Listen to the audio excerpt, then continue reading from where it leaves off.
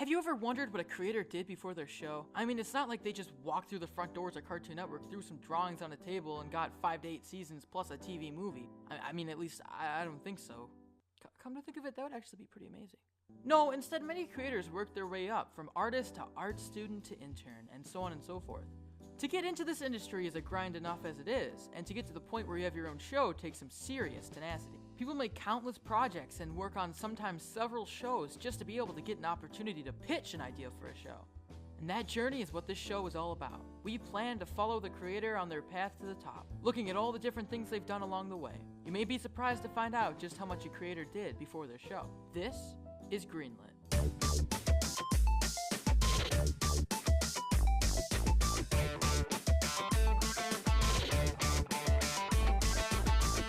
It's really hard to talk about Rebecca Sugar in any context without a sense of extreme respect. We're talking about not only one of the youngest creators to get her own cartoon, but also the first woman to get her own cartoon on Cartoon Network. She's such a trendsetter, in fact, that she was featured in Forbes, yes, the Forbes, 30 Under 30, which documented some of the most successful and pioneering people under the age of 30 in the field of entertainment.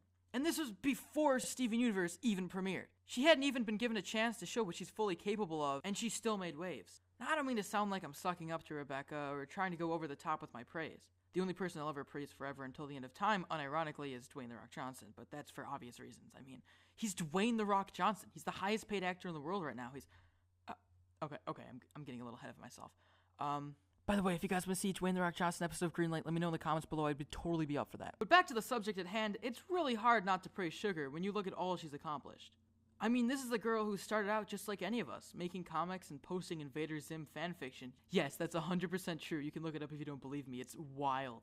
She had such humble beginnings, and look where she went. And that's what we're going to talk about today. That's right. This episode of Greenlit is all about Rebecca Sugar, the unapologetically progressive American sweetheart behind Steven Universe. You know that show on Cartoon Network? You may have heard of it. So without any more rock tangents, let's begin. Rebecca Sugar grew up in Maryland, Silver Springs to be exact. According to their official website, Silver Springs is both located just north of Washington, D.C., and a favorite place for food and fun. So why she would ever leave that in pursuit of animation is honestly beyond me. There, Rebecca grew up always loving art and drawing. She drew her first comic her freshman year, Spring Break, titled All Your Base, which was, according to her, 15 pages long and made no sense. Funny, that sounds like every Ostrich Vox video. Please don't fire me. I need this job. Rebecca then made her second comic, Raven Drake, which according to her is about a high school outcast. Even though she said she wasn't very pleased with the art, she actually went on to make copies and sold them to local comic book store Big Planet, which is still around today. I wonder if they have any Steven Universe comics in stock. A major influence that Rebecca cited for her work is Jonan Vasquez. You know, that cool guy who made Invader Zim and also a lot of other disturbing, not-so-kid-friendly comics? She said, I owe a lot to Jonan Vasquez. His show Invader Zim was my gateway drug to the independent comic world. His books are the best I've ever read, and his art is amazing. Someday I hope to meet him and thank him for changing my life. But when you look at it, Rebecca Sugar is super young for the things she's done, and it's crazy to think that she was so influenced by things like Invader Zim, stuff that a lot of us remember growing up with. Rebecca continued drawing after that, even through college. She started at the Visual Arts Center of Albert Einstein High School and moved on to the big leagues, going to the School of Visual Arts in New York. See, you don't have to go to Cal Arts to make it in the animation industry. I'm looking at you, Alex Hirsch, Pendleton Ward, J.G. Quintel, and countless others.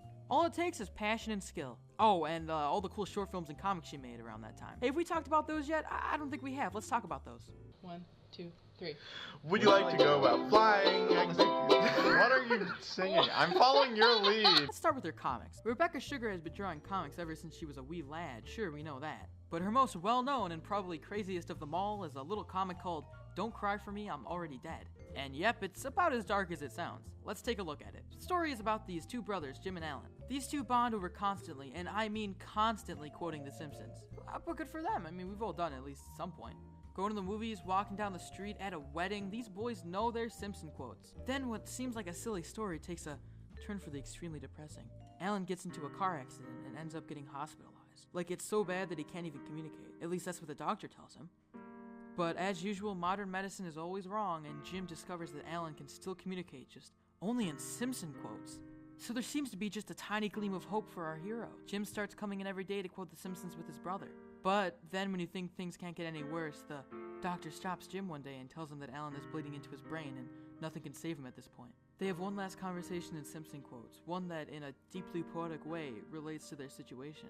And then it just ends and the brother dies. What the heck? Fuck Rebecca Sugar, that story screwed me up. I mean, it turned out to be super moving and emotionally impactful despite being only Simpsons quotes, but jeez, did you have to go there? Ugh. I don't know, this makes sense. I mean, Rebecca Sugar is a huge fan of The Simpsons. She even cited it as one of the main influences of Steven Universe, which I totally get. This comic has that good old Rebecca Sugar art style that can be seen in a lot of her other work. But what exactly are her other works, you may ask? Well, let's take a look at her short films. Yes, nailed that segue. Perfect. A lot of Rebecca's short films can be found online, and I don't know about many others. The first one is a light little animation called Johnny Noodleneck. It's a cute little cartoon with a simple plot. It opens up in a world where, at least at the moment of the film, everyone is in a hot air balloon. Do they live there? Is it a colony of people? Is it their society? I don't know, it's never answered and it's not really important. The only thing you need to know is that Johnny and his dad are just up there floating and chilling. Then a sad, unsuccessful record salesman floats by. Out of desperation, he hatches a plan to steal Johnny and sell him back to his father. The father wakes up and at first he's confused and terrified when he finds that his son is missing. But then he looks over and sees Johnny. After a little bit of antics, he pulls the money out and buys Johnny back. Wait a minute, only 50 cents? That's so cheap! Either money really isn't that important up in the clouds, or this guy does not think very highly of old Noodleneck here. It's a simple cartoon with a plot that's not hard to follow, which can be a good thing, especially for short films. And it still manages to have that Rebecca Sugar charm and art style, along with a lovely original song. 1, 2, 3. Would you like to go flying? 1, 2, 3. The other and more prominent short film that Rebecca Sugar made was Singles. The concept for this cartoon is about as trippy as the word can describe. This unnamed man, by some will of nature, seems to have his apartment in his stomach. Don't bother asking how or why, it's not answered and it's not important.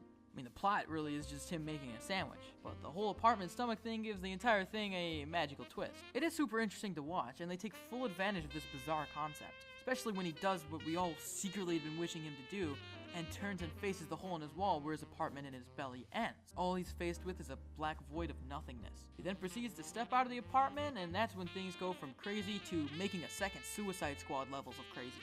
We watch as he's suspended in this black void and an infinite number of themselves hang in front of him and behind him.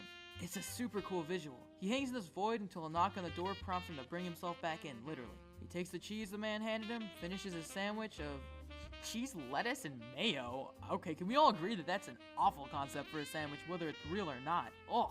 Then it just shows him eating the sandwich, and that's where it ends. We don't get an explanation for anything that just happened, we're only left with the images that we've seen and our own interpretation.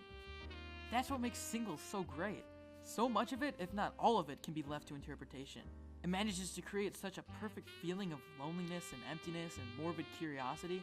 After my first viewing, I just sat there, thinking about everything and taking it in. I had to watch it again and again, just absolutely polarized by the visuals and the ambiguousness of it all. In fact, in just writing the script, I feel like rewatching it again. And that's what makes Singles so cool. In fact, most all of Rebecca Sugar's early work gives off this vibe, even down to the art style and the way she handles expressions. And a lot of that can be seen in Steven Universe from time to time if you keep an eye out. Rebecca Sugar got her start on Cartoon Network, the big shot animation company behind shows like Powerpuff Girls, Ed, Edd n Eddy, Foster's Home for Imaginary Friends, and what can only be regarded as their magnum opus, Dude, What Would Happen? Dudes, what would happen if Ollie tried to lead a camel to the top of a dune? She began as a storyboard revisionist on season 1 of the wacky new show called Adventure Time. At the time, Cartoon Network was barely making it out of the garbage fire-ridden apocalyptic landscape that was CN Real. And little did she know, she was part of the next generation of Cartoon Network shows, and one of their biggest cartoons of all time. Seriously, in like the 2011-2012 era, you could not escape Adventure Time. This thing was everywhere. Sad to think that Nick turned it down for Fanboy and Chum Chum. Anyways, back to the story. Hard work and passion paid off for Rebecca, as by season 2 of the show, she was promoted to full-blown storyboard artist. The first episode she storyboarded, Into the Nightosphere, was actually the first episode of Adventure Time to be nominated for an Emmy, which is crazy impressive. I mean, the first episode she storyboarded for got an Emmy nomination. Don't you see why she's so great? But Rebecca didn't stop at just a storyboard artist. Oh no. She fueled her love of music and made a ton of songs for the show, which honestly is way too fitting. Some of her most notable are Daddy, Why Did You Eat My Fries, Susan Strong, and my all-time favorite Adventure Time song, Remember You. That's right, those were all Sugar. And they were some good jams if I do say so myself. Rebecca continued to work on Adventure Time, contributing to some of the best episodes, like Fiona and Cake for example. Oh, and she did a song for that too, surprise, surprise. She worked on Adventure Time until around the 5th season, when it became too hard to balance Adventure Time and a brand new show she was working on, called Steven Universe.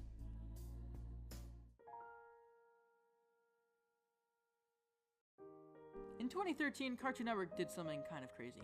They released a bunch of pilots they've been working on and let fan feedback help them decide which show got made and which didn't. The most notable of those cartoons were Clarence, Lakewood Plaza Turbo, now OKKO, and Steven Universe. I remember when this pilot came out, and it instantly stood apart from the other ones. The unique art style, hilarious concept of what at the time just seemed like, what if you took the cast of Sailor Moon and threw in a chubby kid? And even then, it worked. It even had Lars and Sadie, so it's no surprise that Cartoon Network chose this to be one of the shows that got greenlit. Stuck in development for a while, and even went through a complete art style change to make it stand out a little more for an Adventure Time. But in November 4th, 2014, Steven Universe finally came out. It was a slow beginning for the show, not a lot of buzz was really around it at first. That was until the first Steven bomb. That's when everything changed and the fan base exploded. Everyone was watching Steven Universe. Finally, it was getting the recognition it deserved. It was the next big thing. And it's safe to say the rest is history. So that pretty much takes you up to speed on Rebecca Sugar's story. She was a small town Maryland girl with inspirations and dreams of becoming something bigger. And now, thanks to her determination, she's an icon for animation lovers anywhere to look up to. Rebecca Sugar is proof that anyone can achieve their dreams. You just gotta chase them.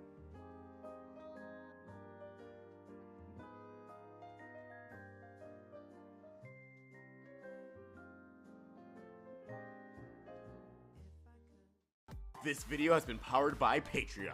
If you want to give us some more support, head to patreon.com/roundtablevids, become a patron, and get some awesome perks. Thanks for watching another video on the Roundtable. If you want to get more involved with our community and watch videos from Let's Talk with Tom, Voxbox, and more, click the video right here. Or if you want to get some more of the animation goodness, watch some Crystal Clear or Meaning Monday, click the video right here. And please, don't forget to subscribe.